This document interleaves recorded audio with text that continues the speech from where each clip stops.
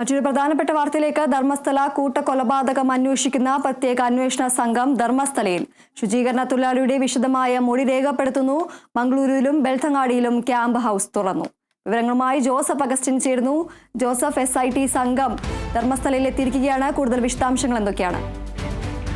ശുചീകരണ തൊഴിലാളിയുടെ വെളിപ്പെടുത്തലിന് പിന്നാലെ പ്രത്യേക അന്വേഷണ സംഘത്തെ രൂപീകരിച്ച് കർണാടക സർക്കാർ കഴിഞ്ഞ ഞായറാഴ്ചയാണ് ഉത്തരവ് പുറത്തിറക്കിയത്. പക്ഷേ ഉത്തരവ് പുറത്തിറങ്ങി 5 ദിവസം കഴിഞ്ഞിട്ടും SIT സംഘത്തിൽ ആശങ്ക നിലനിൽക്കുന്ന ഒരു സാഹചര്യം ഉണ്ടായിരുന്നു. ഉയർന്ന ഉദ്യോഗസ്ഥരടക്കം ഈ SIT സംഘത്തിൽ നിന്ന് കൊഴിഞ്ഞു പോകുന്ന സാഹചര്യമാണ് ഉണ്ടായത്. അതിന് പിന്നാലെയാണ് ഇത്തരത്തിൽ ഈ കേസിന്റെ പ്രാധാന്യം ഒക്കെ പരിഗണിച്ചുകൊണ്ട് ഇന്ന് SIT സംഘം ഈ ധർമ്മസ്ഥലയിൽ എത്തിയിട്ടുള്ളത്. ഇതിനോടകം തന്നെ 2 ക്യാമ്പ് ഹൗസുകളാണ് ഇപ്പോൾ SIT സംഘം രൂപീകരിച്ചിരിക്കുന്നത്. മംഗലാപുരത്തും ബെൽത്തങ്ങാടിയിലുമാണ് 2 ക്യാമ്പ് ഹൗസുകൾ, താൽക്കാലിക ക്യാമ്പ് ഹൗസുകൾ തുറന്നിരിക്കുന്നത്.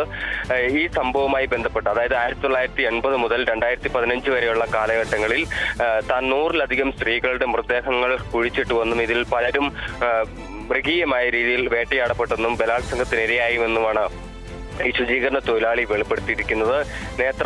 നേത്രാവതി പുഴയുടെ സ്നാനഘട്ടത്തിൽ ശുചീകരണ തൊഴിലാളിയുടേതാണ് ഈ പ്രധാന വെളിപ്പെടുത്തൽ. ഇതിന് പിന്നാലെ ധർമ്മസ്ഥല പോലീസ് ഇതുമായി ബന്ധപ്പെട്ട് കേസ് രജിസ്റ്റർ ചെയ്തെങ്കിലും അന്വേഷണം എങ്ങും എത്താത്തൊരു സ്ഥിതിവിശേഷമാണ് ഉണ്ടായത്.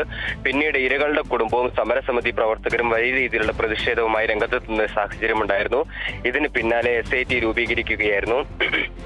അതിനുശേഷമാണ് ഇത്തരത്തിൽ 20 പേരടങ്ങുന്ന പ്രത്യേക DGPയുടെ മേൽനോട്ടത്തിലുള്ള 20 പേരടങ്ങുന്ന പ്രത്യേക സംഘം ഇന്ന് ധർമ്മസ്ഥലയിലെത്തി ആദ്യഘട്ട അന്വേഷണം ആരംഭിച്ചത്. ഇതിൽ പ്രാഥമികമായും ഇപ്പോൾ ശുചീകരണ തൊഴിലാളിയുടെ വിശദമായ മൊഴിയാണ് ഇപ്പോൾ രേഖപ്പെടുത്തിക്കൊണ്ടിരിക്കുന്നതെന്നാണ് നമുക്കിപ്പോൾ ലഭിക്കുന്ന വിവരം. കഴിഞ്ഞ ദിവസം ബെൽത്തങ്ങാടി കോടതിയിലെത്തി വിശദമായ മൊഴി കോടതിക്ക് മുൻപാകെ സമർപ്പിച്ചിരുന്നു. 164 പ്രകാരമാണ് ഇത്തരത്തിൽ ശുചീകരണ തൊഴിലാളി കോടതിയിൽ മൊഴി നൽകിയത്. പിന്നീട് കോടതിയിൽ നിന്ന് പോലീസ് സ്റ്റേഷനിലേക്ക് കൈമാറ്റം ചെയ്യപ്പെട്ട മൊഴിയുടെ പകർപ്പ് പോലീസ് ഉദ്യോഗസ്ഥർ തന്നെ ചോർത്തി നൽകുന്ന ഒരു സാഹചര്യമുണ്ടായി. അതിന് പിന്നാലെയാണ് SIT സംഘം ഇയാളുടെ വിശദമായ മൊഴി ഇപ്പോൾ രേഖപ്പെടുത്തിക്കൊണ്ടിരിക്കുന്നത്. ഏതൊക്കെ കാലയളവിൽ ആരുടെയൊക്കെ മൃതദേഹങ്ങൾ തനിക്ക് തിരിച്ചറിയാൻ പറ്റുന്ന മറ്റ് കാര്യങ്ങളെല്ലാം ഇയാൾ വ്യക്തമാക്കുമെന്നാണ് പ്രതീക്ഷിക്കുന്നത്. കോടതിയിൽ സമർപ്പിച്ചിരിക്കുന്ന മൊഴിയിൽ ഇതുമായി ബന്ധപ്പെട്ട് അതായത് പല കൊലപാതകങ്ങളും ഞാൻ നേരിട്ട് കണ്ടിട്ടുണ്ട്. ഇതിൽ ഉൾപ്പെട്ടിട്ടുള്ള ആളുകളെ അറിയാം. ഇതിൽ കുറ്റക്കാരായിട്ടുള്ള ആളുകളുടെ പേരുകൾ, ഉന്നതരായ വ്യക്തിയുടെ പേരുകൾ, കുഴിച്ചിട്ട സ്ഥലം, ഇരയാക്കപ്പെട്ട ആളുകളുടെ വിവരങ്ങൾ, ഇത്തരം കാര്യങ്ങളാണ് ഈ കോടതിയിൽ അന്ന് സമർപ്പിച്ചിരിക്കുന്നത്. അതുമായി ബന്ധപ്പെട്ട് ഇന്ന് കൂടുതൽ വിശദമായ മൊഴി ഇപ്പോൾ SIT സംഘത്തിന് നൽകിയിരിക്കുകയാണ്.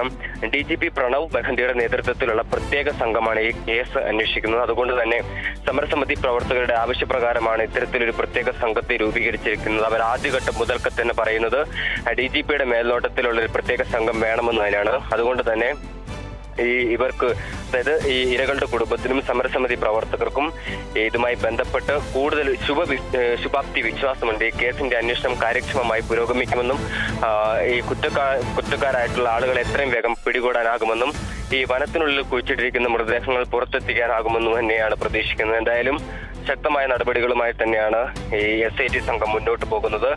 ഈ നിരവധി പരാതികൾ ഇതിനോടകം തന്നെ മംഗളൂരു പോലീസ് റൂറൽ പോലീസ് റേഞ്ചിന്റെ കീഴിൽ ലഭിച്ചിട്ടുണ്ട് എന്നാണ് മനസ്സിലാക്കാൻ സാധിക്കുന്നത്.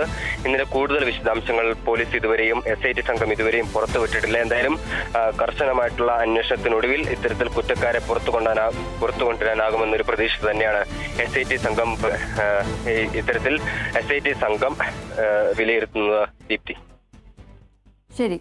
ധർമ്മസ്ഥല കൂട്ടക്കൊലപാതകം അന്വേഷിക്കുന്ന പ്രത്യേക അന്വേഷണ സംഘം ധർമ്മസ്ഥലയിൽ ശുചീകരണ തൊഴിലാളിയുടെ വിശദമായ മൊഴി രേഖപ്പെടുത്തുന്നു.